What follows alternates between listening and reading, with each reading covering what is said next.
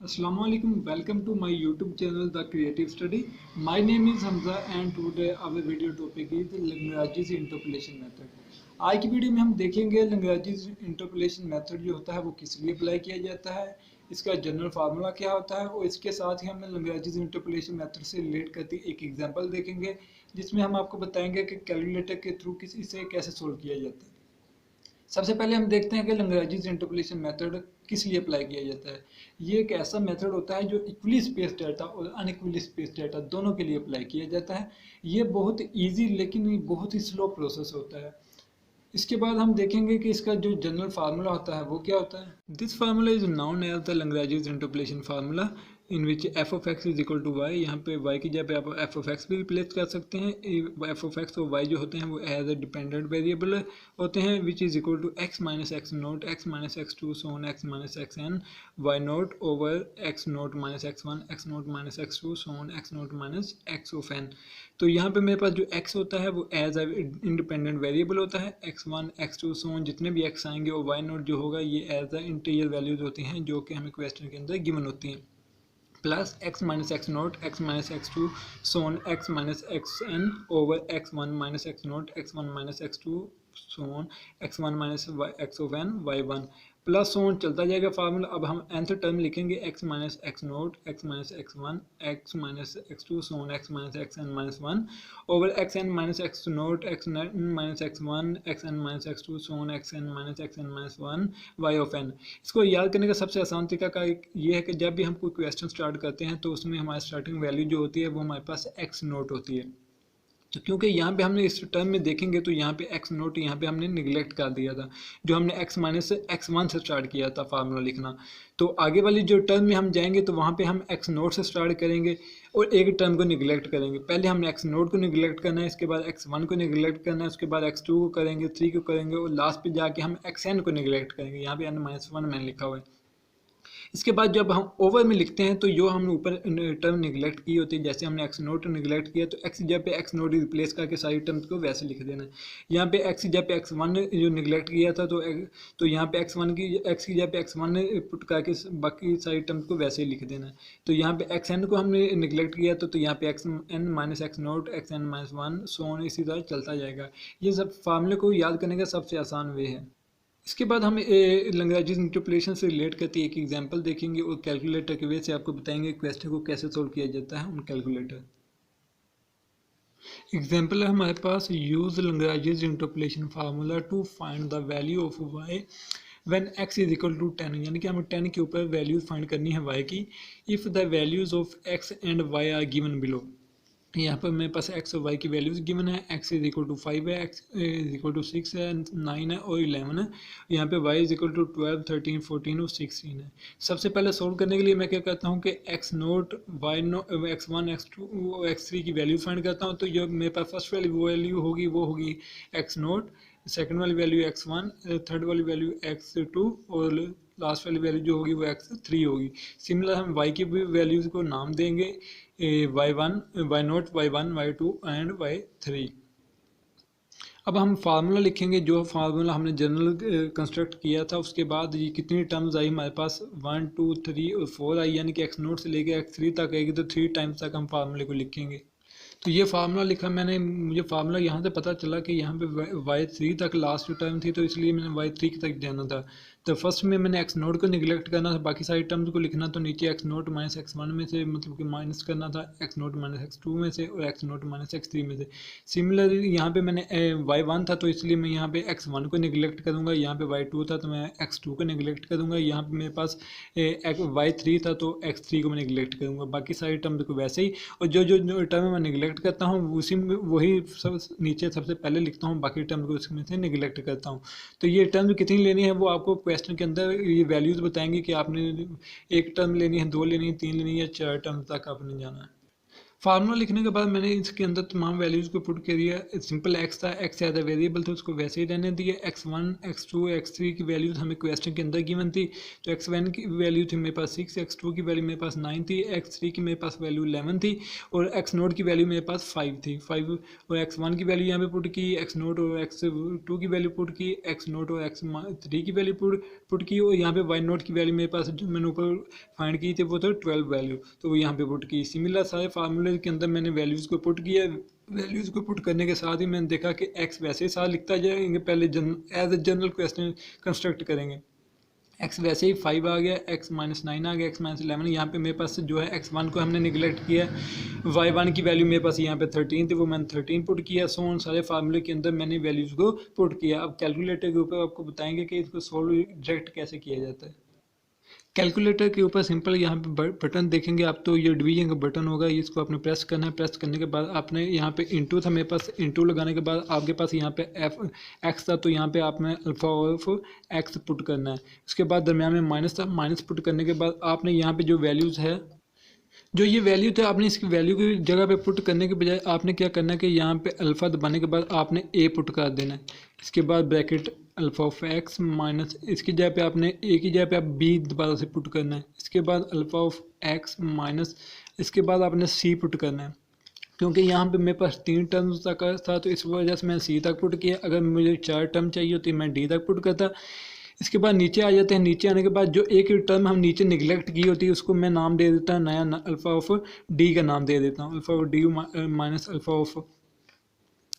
अब मैंने D minus, क्योंकि पूरी इक्वेशन में एक्स की जगह पे मैं डी रिप्लेस कर रहा हूँ, तो डी माइनस यहाँ पे आ जाएगा अल्फ़ा ऑफ ए आ जाएगा, ब्रैकेट क्लोज हो जाएगा, फिर alpha of D minus alpha of B आ जाएगा, उसके बाद ब्रैकेट क्लोज हो जाएगी, उसके बाद फिर bracket alpha of D minus alpha of C आ जाएगा, सी ब्रैकेट क्लोज हो जाएगी। और यहाँ पे मेरे पास वैल्यू थी अल्फा ऑफ वाई की वैल्यू, तो ये मेरे पास वाई आ गया। अभी मेरे पास जो टर्म मैंने निगलेक्ट की होगी वो मैं एज अ डी लेनी हो, बाकी जो टर्में होंगी ए बी सी यानी कि x1 x2 और x3 यहाँ पे पुट कर दूंगा। तो यहाँ पे मैं सोल्व जब प्रेस करूँगा तो यहाँ पे उसमें मेरे से पूछ रहा है कि आपने x की जो वैल्यू लेनी है वो क्या है। तो यहाँ पे x की वैल्यू जो क्वेश्चन के अंदर मुझे गिवन थी ना, x इक्वल टू 10 लेना था मैंने, तो यहाँ पे जो वैल्यू होगी वो मैं एज अ 10 प्रेस कर दूंगा। उसके बाद उसने पूछा a की वैल्यू क्या है, क्योंकि हमने x नोट पहले सबसे पहले हमने क्या किया था, हमने पहले वाले टर्म को फाइंड करने के लिए हम x नोट को निगलेक्ट किया था। तो यहाँ पे a मेरे पास क्या है, x1 है, तो x1 की वैल्यू मेरे पास थी 6। उसके बाद x2 की जब मैंने b पुट किया था, b की वैल्यू मेरे पास थी 9, तो मैं 9 पुट करूँगा। उसके बाद c की वैल्यू मेरे पास थी 11, तो यहाँ पे मैं 11 पुट करूँगा। d जो था, ये d मेरे पास क्या था, d मेरे पास यहाँ पे x नोट था। ये हमने पहले सबसे पहले कंसीडर कर लेना कि किस चीज़ को हम कौन सा नाम दे रहे हैं ताकि आपको याद ना भूले। तो यहाँ पे मैं डी की जो नाम दिया था वो एक्स नोट का था, तो यहाँ पे मेरे पास आंसर जो आया 5 आ गया। और वाई नोट यानी कि वाई की वैल्यू जब फर्स्ट टर्म फाइंड कर रहे हैं तो ये हमने वाई की वैल्यू जो थी मेरे पास थी 12, तो ये 12 प्रेस करने के बाद आपके पास आंसर आ जाएगा।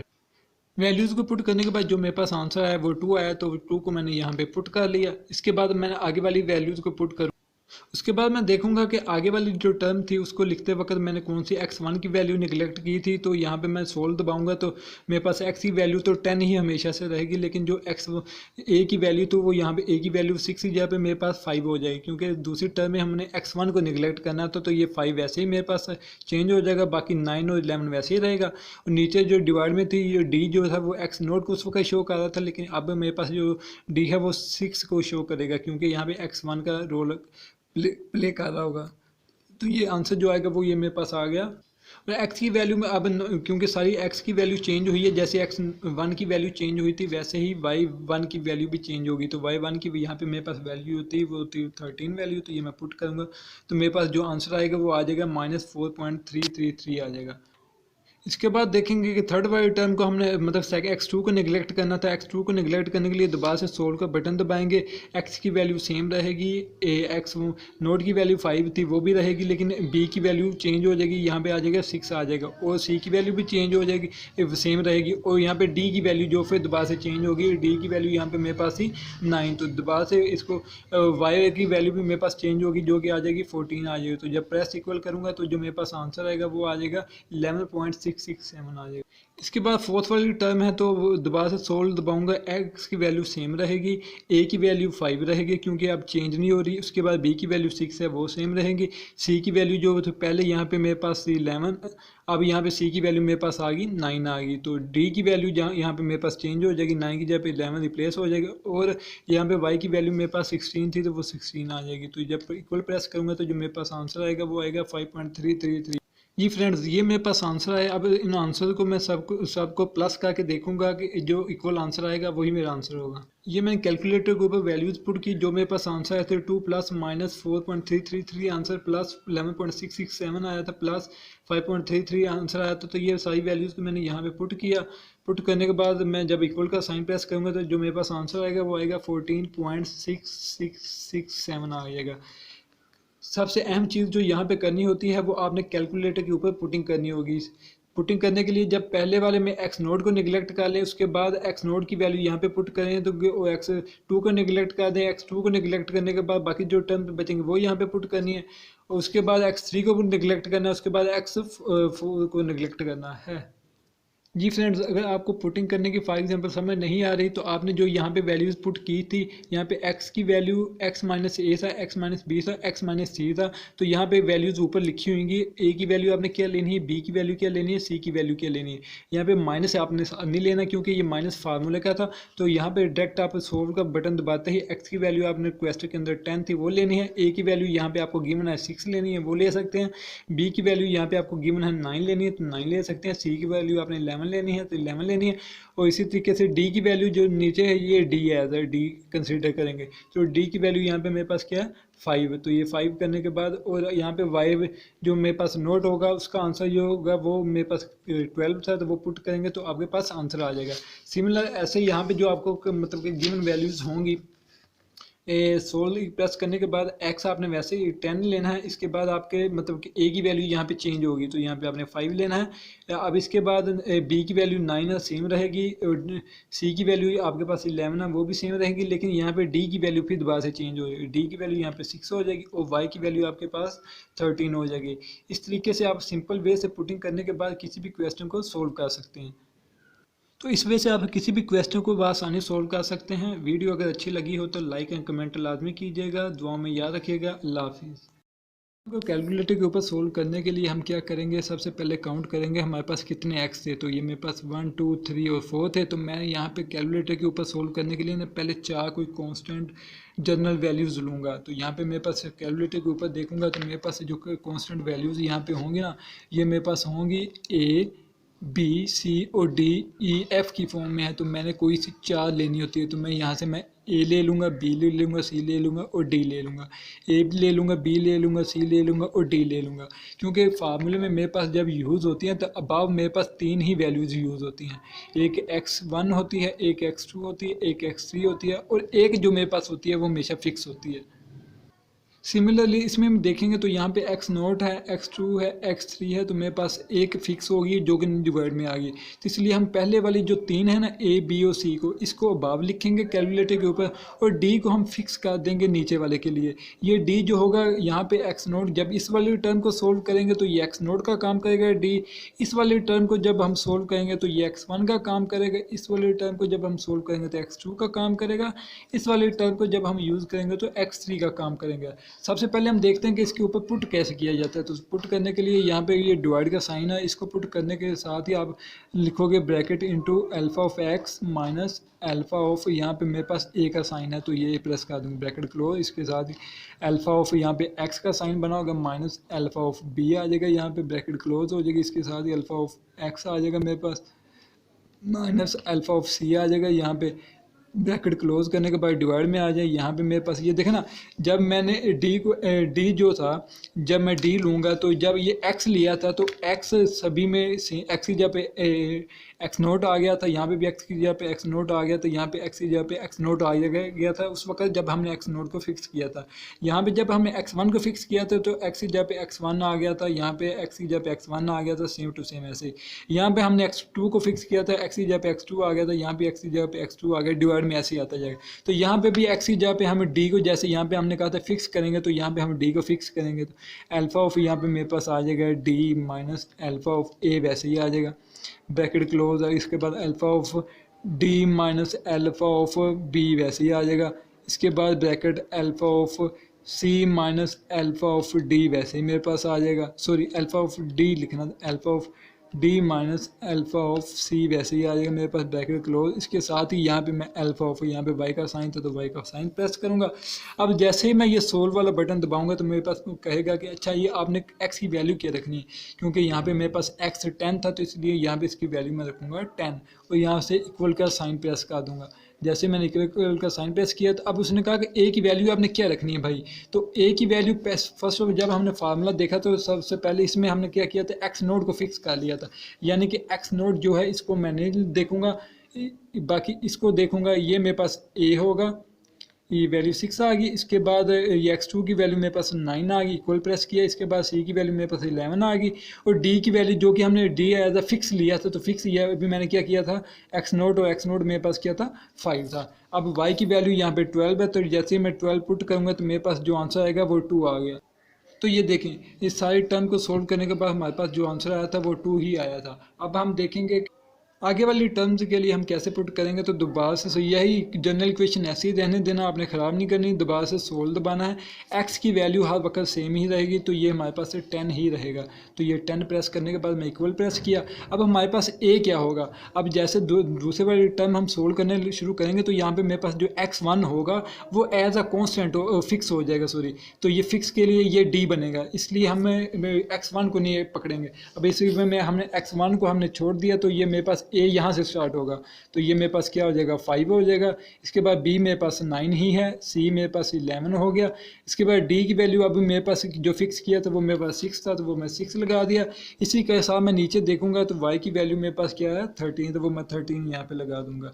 तो ये मेरे पास आंसर आ जाएगा। इस टर्म सारी को सोल्व करने के बाद, ये वाली सारी टर्म को सोल्व करने के बाद जो मेरे पास आंसर आया वो -4.33 आ जाएगा। इसी तरह ये नीचे वाली टर्म को सोल्व करने के लिए मैं दोबारा से सोल्व का बटन प्रेस करूंगा। सोल्व का बटन के साथ ही ये जो एक्स की वैल्यू वो 10 ही रहेगी। इसके बाद ए की वैल्यू क्या है, तीसरी वाली टर्म में एक्स नोट है तो ए भी है, तो ऐसे ही रहेगी। उसके बाद बी, यहाँ पे मेरे पास 9, यहाँ पे 9 एज x2 है, तो यहाँ पे अब x2 को फिक्स करना है ना, क्योंकि थर्ड टर्म में मैंने x2 को फिक्स किया तो यहाँ पे मेरे पास b जो आ गया वो 6 आ जाएगा और c मेरे पास जो आ जाएगा वो 11 ही आ जाएगा। d मेरे पास जो होगा वो एज 9 आ जाएगा। इसके बाद 9 के नीचे जो 14 है इसको पुट करेंगे तो मेरे पास जो आंसर आएगा वो आएगा 11.667 आ जाएगा। इसके साथ ही चौथी वाली टर्म को करेंगे तो x वैसे ही रहेगा, a की वैल्यू 5 है तो 5 रहेगी, b की वैल्यू मेरे पास 6 ही रहेगी। अब मैंने क्या करना है तो x3 को फिक्स करना है, तो ये तो x3 की वैल्यू मेरे पास है, तो इस वजह से मैं इसकी जगह पे 9 पुट करूंगा और d मैंने क्योंकि x3 फिक्स किया तो यहाँ पे मेरे पास वैल्यू आ जाएगी 11 आ जाएगी। और इसी के साथ y की वैल्यू जो मेरे पास आएगी वो 16 आ जाएगी। तो ये मेरे पास जो पुटिंग करने के बाद जो वैल्यूज़ आएगी वो सारी वैल्यूज़ आ जाएंगी जो हमने पहले कैलकुलेट की थी। ये देखें, ये 2 भी आ गया, -4.33 भी आ गया, 11.667 भी आ गया, 5.333 भी आ गया जो हमने अभी फाइंड की थी। इन सबको प्लस करने के बाद हम देखेंगे 14.667 आंसर आ गया। तो कैलकुलेटर का ये वे बहुत ही इजी है क्वेश्चन को सोल्व करने के लिए। सिर्फ आपने याद रखना है कि जो टर्म मैंने फिक्स कर दी है, जो फॉर एग्जाम्पल फार्मूले में फर्स्ट वाली सारी टर्म्स में जो टर्म एक्स नोट को फिक्स किया है तो d as a x naught का रोल प्ले करेगा। सेकेंड वाले टर्म में x1 जो मैंने फिक्स कर दिया है तो x1 डी x1 बन जाएगा। बाकी सारी टर्म स्टार्टिंग से लेना है तो a x नोट हो जाएगा, b जो हो जाएगा x2 हो जाएगा, c x3 हो जाएगा। थर्ड वाले टर्म में जब हमने जाना है तो यहाँ पे मेरे पास जो x2 हो जाएगा वो d की इक्वल हो जाएगा। तो जब d के इक्वल हो जाएगा तो स्टार्टिंग वैल्यू में जब a से लूँगा तो वो x नोट से ही स्टार्ट करूँगा। वैल्यूज़ जब भी आपने स्टार्ट करनी है वो x नोट से लेनी है। सब फर्स्ट वाली में हमने देखा था x नोट पहले फिक्स हो गया, इसलिए हमने मतलब कि x1 से स्टार्ट किया था। तो जब सेकंड वाले में जब हम गए तो सेकंड वाले में x1 फिक्स हो गया था, x नोड क्योंकि पीछे बच गया था, इसलिए हमने a को x नोड का नाम दिया। जैसे जैसे आगे चलते जाएंगे तो जो बड़ी बड़ी जैसे x2 हो जाएगा, x3 हो जाएगा, वो फिक्स होते जाएंगे, वो पहले वाली a b c की फॉर्म में बनते जाएंगे। तो ये सबसे बेस्ट वे था इसको क्वेश्चन को समझने के लिए, कैलकुलेटर का तरीका का समझने के लिए सबसे बेस्ट वे यही है कि एक या दो क्वेश्चन की आप प्रैक्टिस करके देखें, ताकि आपको आसानी से समझ आ जाए कि हमने क्वेश्चन को किस तरीके से पेपर में लेके चलना है। तो अगर आपको वीडियोस अच्छी लगी हो तो लाइक और कमेंट लाजमी कीजिएगा, दुआओं में याद रखिएगा। अल्लाह हाफिज़। क्योंकि हमारे पास x = 10 था, तो जहाँ जहाँ पे क्वेश्चन में मतलब x था वहाँ पे मैंने 10 पुट कर दिया। 10 पुट करने के बाद जो वैल्यू जैसी थी वैसे कैलकुलेटर ऊपर पुट की, तो मेरे पास जो आंसर आएगा वो आएगा 14.667 आ गया।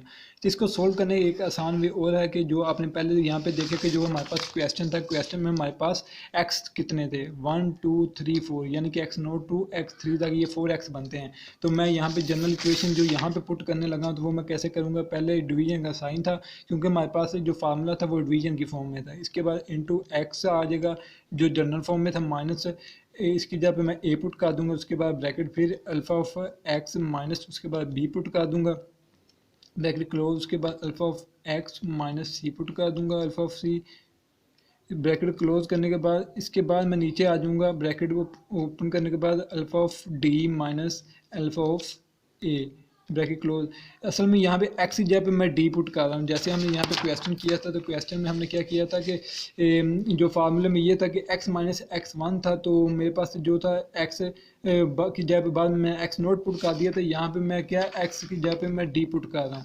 ये एक ट्रिक है क्वेश्चन को डायरेक्ट सोल्व करने की। तो ये alpha of D minus alpha of B आ जाएगा, एक्स की जगह पे सिर्फ मैं डी पुट कर दूंगा, उसके बाद अल्फा ऑफ डी आ जाएगा माइनस आ जाएगा अल्फा ऑफ सी आ जाएगा। तो इसके बाद साथ हमारे पास y होता है, तो अल्फा ऑफ यहाँ पे y का साइन था। अब मुझे कैसे पता चला कि मैंने a b c तक ही लेने थे, तो मैं पहले काउंट करूँगा कितने x थे, तो क्योंकि मैंने काउंट किया तो मेरे पास जो x बांध रहे थे वो 4 बांध रहे थे। तो इस वजह से मैंने ऊपर जो रखने हैं वो तीन मतलब वेरिएबल की फॉर्म में मैंने a रखने हैं, a b c 3 तक जाऊँगा और एक नीचे रखूँगा जो कि d की फॉर्म में होगा। 3 ऊपर रखूँगा, एक नीचे रखूँगा। एक मतलब जैसे ही आपने इसको पुट कर लिया उसके बाद आपने ये सोल्व का साइन दबाना है। सोल्व का साइन दबाने के बाद आपके पास जो x की वैल्यू वो पूछ रहा है, पहले x की वैल्यू आपके पास क्वेश्चन में क्या गिवन, तो हमारे पास जो x की वैल्यू क्वेश्चन में गिवन थी वो 10 गिवन थी। उसके बाद उसने पूछा कि a की वैल्यू आपके पास क्या गिवन थी।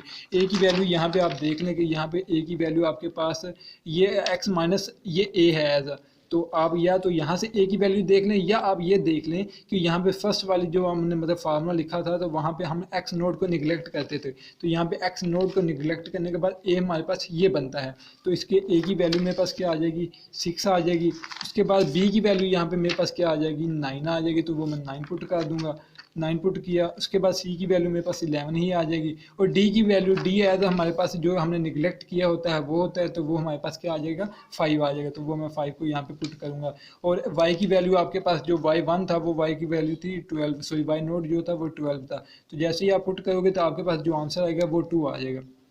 ये 2 आ गया। इसके बाद अब हमने ये सारे को मुकम्मल को डायरेक्ट सोल्व कर लिया। उसके बाद इसको सोल्व करना है, तो इसको सोल्व करने के लिए उसने दोबारा से पूछा x की वैल्यू क्या था। आपके पास जो x की वैल्यू थी वो आपके पास 10 ही एज ही रहेगी। उसके बाद a की वैल्यू, तो यहाँ पे हमने जो मतलब कि जनरल फार्मूला देखें तो इसमें हमने x1 को निगलेक्ट करते हैं, ये रहा, इसमें x1 को निगलेक्ट करते हैं, तो यहाँ पे x1 ये निगलेक्ट हो गया, यानी कि हमारे पास जो a बनेगा वो ये 5 बनेगा। सॉरी, यहाँ पे हम क्या करेंगे कि हमारे पास जनरल फार्मूले में होता है कि x2 होता है लेकिन x1 नहीं होता दूसरी टर्म को जब हम सोल्व कर रहे होते हैं। तो यहाँ पे हम क्या करेंगे, ये x1 को हम निगलेक्ट कर देंगे, तो यहाँ पे हमारे पास a जो होगा वो ये होगा, a हमारे पास क्या हो जाएगा 5 हो जाएगा।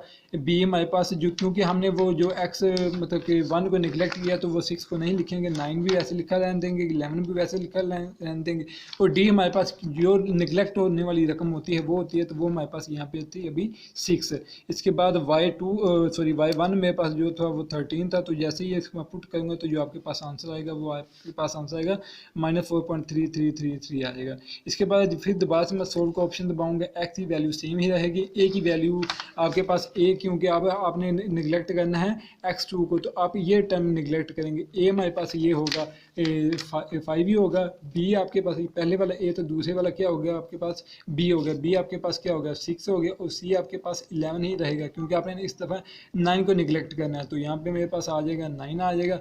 यहाँ पे y ऑफ जो हमारे पास 2 होगा इसकी वैल्यू होगी 14, तो ये 14 प्लस करने के बाद आपके पास जो आंसर आएगा वो आपके पास आ जाएगा 11.667 आ गया। इसके बाद चौथी वैल्यू को आपने सोल्व करना है। चौथी वैल्यू को सोल्व करने की एक्स की वैल्यू सेम रहेगी। अब हमारे पास ए भी सेम रहेगा, बी भी सेम रहेगा, सी की वैल्यू आपके पास 9 हो जाएगी, क्योंकि इस दफ़ा हमने x3 को निगलेक्ट करना था, तो x3 को बार मतलब नेगलेक्ट करने के बाद ये 9 आ गया। अब d की वैल्यू क्या आ जाएगी, 9 आ जाएगी, तो ये 9 प्रेस किया और आपके पास जो y3 था उसकी वैल्यू थी आपके पास 16, तो ये 16 आ जाएगा। इसके बाद आपको देखेंगे तो आपका आंसर आएगा 5.333। अब इसको प्लस करके देख लो तो आपके पास जो आंसर आएगा वो ये आएगा। इसको सिंपल आवाज़ में अगर बयान करें तो इसका आसान वे ये है कि जो भी आपने वैल्यू को निगलेक्ट करना होता है उसको आपने डी का नाम देना है, बाकी की जो भी स्टार्ट पे होगी उसको ए का नाम दे देना है स्टार्ट फर्स्ट वाली को, सेकंड वाली को आपने नाम दे देना है बी का, और थर्ड वाली को आपने नाम दे देना है सी का। जो आपने निगलेक्ट करनी होगी वैल्यू, जो टर्म निगलेक्ट करनी होगी उसको आपने नाम देना है हमेशा से डी का। जैसे फर्स्ट में हमने किया था, तो फर्स्ट में हमने किया था कि हमने एक्स नोड को निगलेक्ट किया था, तो हमने पहली वाली जो बनती थी वो x1 हमारे पास पहली बनती थी, जो x2 थी वो दूसरी बनती थी, x3 हमारे पास तीसरी बनती थी, और जो निगलेक्ट की हुई थी उसको हमने डी का नाम दिया था। सिमिलर ऐसे ही हमने जब दोबारा मतलब कि दोबारा वाले मतलब पोर्शन को आप सोल्व करना शुरू किया, तो हमने क्या किया कि जो हमारे पास x1 था उसको हमने निगलेक्ट कर दिया, एक्स नोड को हमने फर्स्ट टर्म कह दिया, मतलब x2 को हमने सेकंड कह दिया, x3 को हमने थर्ड कह दिया और निगलेक्ट वाली टर्म कह दी। तो ऐसे आपने जब क्वेश्चन के ऊपर पुटिंग वगैरह करना शुरू करते हैं तो सबसे पहले आपको माइंड में सेट कर लेना है कि कौन सी वैल्यू को मैं कौन सा नाम दे रहा हूँ। उसके बाद आपने इसको पुटिंग करना स्टार्ट करना है। अगर नहीं पुटिंग करना चाहते तो सिंपल आप इसको कैलकुलेट करो, तभी आप इसको सोल्व कर सकते हैं। अगर वीडियो अच्छी लगी हो तो लाइक और कमेंट कीजिएगा, दुआओं में याद रखिएगा। अल्लाह हाफिज़।